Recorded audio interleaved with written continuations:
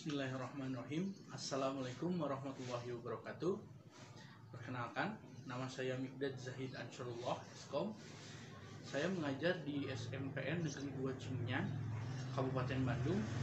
Nah, dalam diklat daring membuat video pembelajaran dengan HP ini, saya akan memaparkan materi mata pelajaran prakarya aspek rekayasa untuk kelas 9. Materinya yaitu prinsip kelistrikan dan sistem instalasi listrik dengan submateri yaitu wawasan kelistrikan.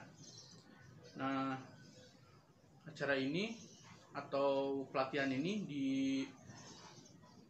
diselenggarakan oleh Gumun bekerja sama dengan Universitas Kristen Maranatha Bandung dan STKIP PGRI Trenggalek. Nah, pertama di sini ada peta konsep.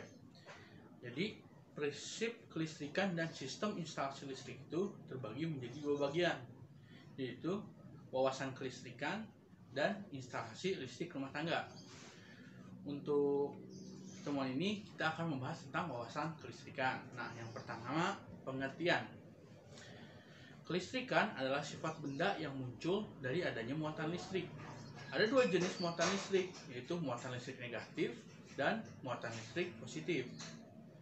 Perbedaannya adalah suatu benda bermuatan listrik negatif jika kelebihan elektron dan akan bermuatan listrik positif jika dia kekurangan elektron. Dan jenis-jenis arus listrik. Jadi ada dua jenis arus listrik.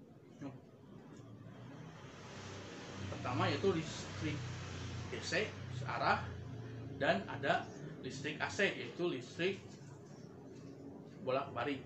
Nah, satuan dari arus listrik yaitu ampere. Nah, arus listrik adalah mengalirnya suatu elektron secara kontinu pada konduktor akibat perbedaan jumlah elektron pada beberapa lokasi yang jumlah elektronnya tidak sama. Nah, jadi jika suatu benda memiliki elektron yang tidak sama, maka di situ akan muncul aliran listrik.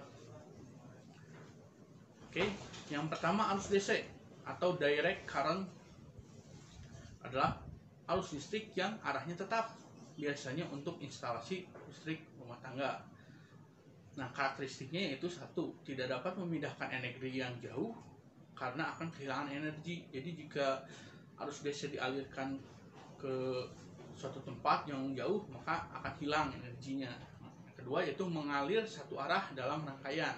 Yang ketiga diperoleh dari baterai, dan yang keempat yaitu aliran elektron terus maju.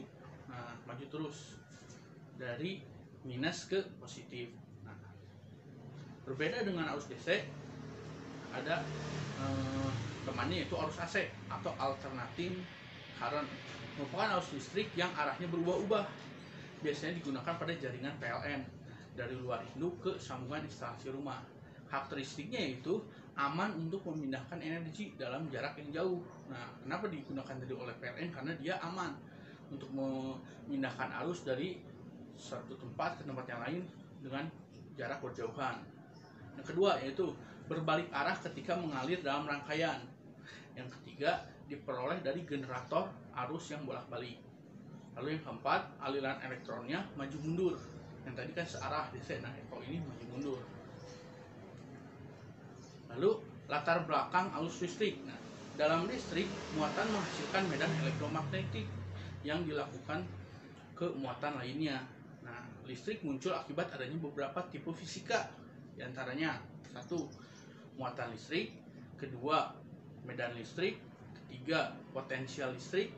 Keempat, arus listrik. Dan yang kelima yaitu elektromagnetik.